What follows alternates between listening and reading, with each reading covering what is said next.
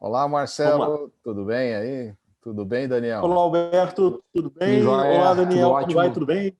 Tudo Super bom. obrigado por estar aqui com a gente no canal Vinhos e Prazeres.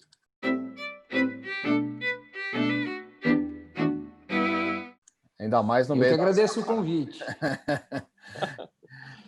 Não, então hoje a gente tem o Daniel Salvador, que ele foi presidente da ABS, Associação Brasileira dos Enólogos, e ele é enólogo da Salvatore também, quer dizer, ele não tem quase nada para fazer na vida, né? E principalmente nessa época de safra, que é bem tranquilo, né, Daniel? Está no meio da Para safra. essa assessoria para mais 4 vinícolas. Ah, é? Nós estamos com vontade de fazer até alguma coisa meio diferente, né? Uma delas Nossa, então é saber qual é o papel de cada pessoa na vinícola, né? Do enólogo, do agrônomo, e se tem vinícola aqui no Brasil que o enólogo ainda é o dono, né? Porque no exterior a gente acha esse tipo de coisa, né? A gente não sabe como é que são essas questões aí. Você pode falar para a gente aí? Primeira pergunta, os jogadores no mundo do vinho são muitos, né? Mas aí nós vamos definir. Nós vamos definir os papéis dentro de uma empresa grande e os papéis dentro de uma empresa pequena.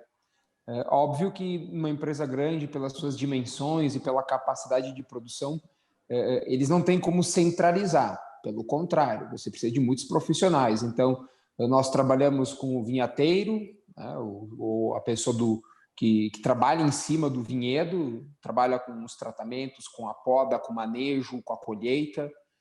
Por vezes, esse vinhateiro, em 99% dos casos, ele é o dono das terras.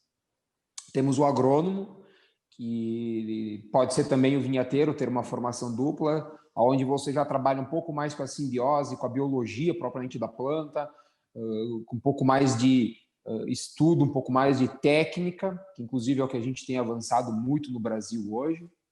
Depois você tem o papel imprescindível dentro da vinícola, que é o enólogo. O enólogo ele tem todo esse desenho da vida do produto final, onde ele consegue pegar desde lá das condições climáticas até pensando 6, 7, 8, 9, 10 anos à frente para poder lançar um grande vinho.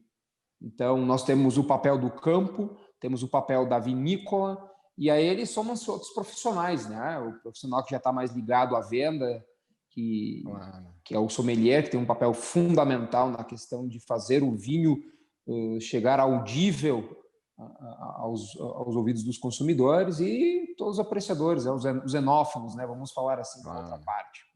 Mas numa vinícola pequena não é assim. Numa vinícola pequena você vai encontrar provavelmente o vinhateiro, o agrônomo, o enólogo, o gerente comercial, o proprietário, o marketing, guia turístico, enfim, é o mesmo. As vinícolas familiares, elas têm esse foco de centralização, é uma característica da vinícola, até porque ela é pequena, ela não demanda muito serviço.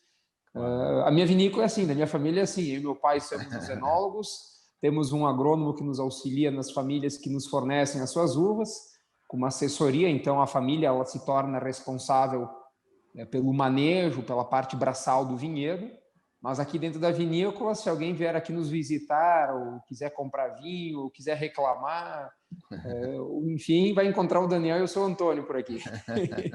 Químico também tem para laboratório, esse tipo de coisa assim? Isso. Dentro da área da enologia, nós temos algumas matérias que elas são comuns, né? A gente tem um pouco de conhecimento, bastante, né? De conhecimento em química, biologia, um pouquinho de física, enfim, a gente tem que ter um pouco dessas cadeiras dentro da nossa bagagem, porque a gente usa dia a dia, né?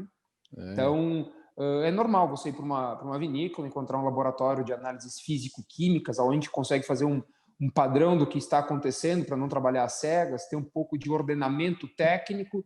Do contrário, pode ser muito empírico, muito artesanal, então também a gente não pode correr riscos. Né? E como é que vocês descobriram no começo da safra que o ano passado já era uma super safra? Olha, o ano passado acho que foi uma safra de qualidade indiscutível.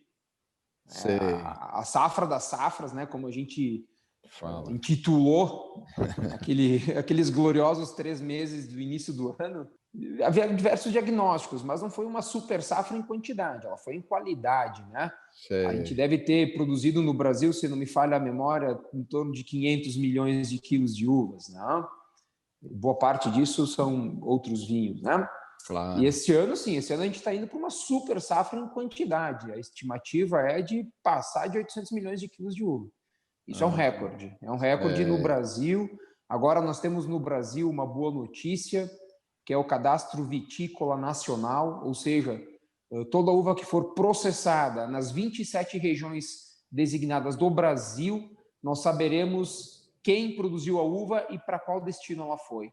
Então isso também é um marco muito importante, é um controle que o governo criou para nós termos os números exatos da produção de uvas no Brasil. É a primeira vez que isso vai acontecer. Até então, muito legal, o cadastro vitícola ele era restrito ao Rio Grande do Sul. Outros estados usavam, mas não tinha finalidade técnica. Agora, acho que todo o Brasil vai ter que ter um pouquinho de tempo aí para declarar a sua produção de uvas e aí a gente conhecer os verdadeiros números do Brasil. Essas diferenças grandes é o clima que provoca, assim? Muito clima. O que tá proporcionando para nós uma safra neste ano de 2021, uma perspectiva, né, de maior volume, é a primavera. A primavera desse ano aqui no Rio Grande do Sul foi muito seco. Nós tivemos picos de temperaturas acima das médias de verão, com uma pluviosidade quase zero. Inclusive, tivemos alguns alertas de seca na primavera aqui no Rio Grande do Sul. Então, essa seca, essa condição meteorológica favoreceu a formação da flor e a sua fecundidade. Então, a gente teve um aumento no número de cachos por uma floração perfeita na primavera. O ano passado, em 2020, em outubro e novembro de 2019, a gente foi aí submetidos a uma dose de chuvas muito grande no meio da primavera e isso diminuiu um pouco a quantidade de fruto nos pés, né?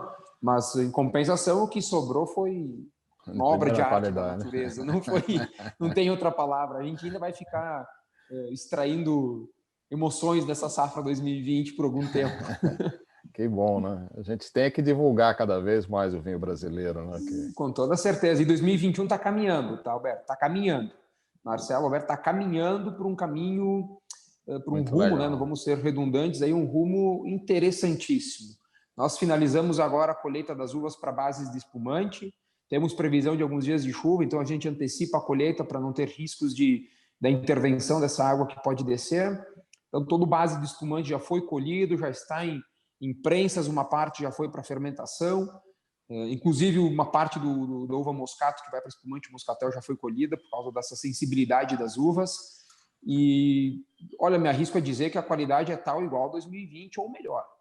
Nossa, então teremos não uma super safra, mas uma mega safra. Sim. Eu falava ontem de noite com alguns colegas de viticultura e de enologia sobre a perspectiva, né, se realmente estava se confirmando essa quantidade toda, e eles notaram que em alguns vinhedos de uvas precoces, que é o que a gente colheu agora, nós estamos falando de 30% até 40% a mais de produção num vinhedo convencional. E quantidade, né? Qualidade e quantidade. Essa é uma realidade que o Brasil vem vivendo, tá? Essa é uma realidade, é uma previsão a curto, médio prazo, que é a sequência de safras de alto nível. Como nós melhoramos muito a questão de manejo de vinhedo, de compreensão fisiológico, enfim, de alternância de gerações, inclusive, para que nós possamos ter uvas de melhor qualidade, e atrelado a isso, vinícolas com uma capacidade de produção que talvez países tradicionais não possuam, em termos de tecnologia, praticidade, controles e dedicação humana. É previsível que a gente tenha safras mais regulares, mas num nível acima do que a gente conhece. Desde os vinhos mais leves, os vinhos de entrada, passando pelos mais clássicos, os super vinhos e os espumantes, com certeza. Estamos indo para um rumo sem volta, de elevação de qualidade geral, não é pontual, é geral.